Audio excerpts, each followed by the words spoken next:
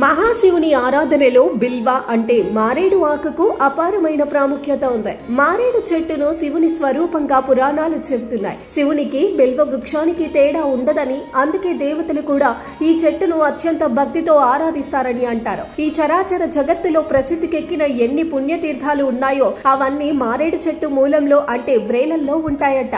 మారేడు చెట్టు క్రింద స్నానం చేస్తే సమస్త పుణ్యతీర్థాలలో స్నానం చేసిన మహాఫలం పొంది పవిత్రులవుతారని, మారేడు మొదలు వద్ద ఒకటి లేదా అంతకంటే ఎక్కువ శివలింగాలను ఉంచి పూజ చేయడం, గంధ పుష్పాదులతో మారేడు చెట్టు మొదళ్లను పూజించే వారు శివలోకంలో శాశ్వతంగా ఉండగలుగుతారని అంటారు. అదే విధంగా మారేడు చెట్టు దగ్గర దీపం వెలిగిస్తే పుణ్యాత్ముడై తత్వజ్ఞానం పొందడమే కాక శరీరం విడిచిపెట్టాక శివుడిలో ఐక్యం అవుతాడని పండితులు చెబుతారు. అందువలనే కార్తీక మాసంలోను మాఘమాసంలోను ప్రతి మహాశివరాత్రికి మారేడు దగ్గర ఆవునేతి దీపం వెలిగించిన వాడికి ఈ జన్మలోనే కైవల్యం లభిస్తుందని అంటారు. ఓం నమః శివాయ.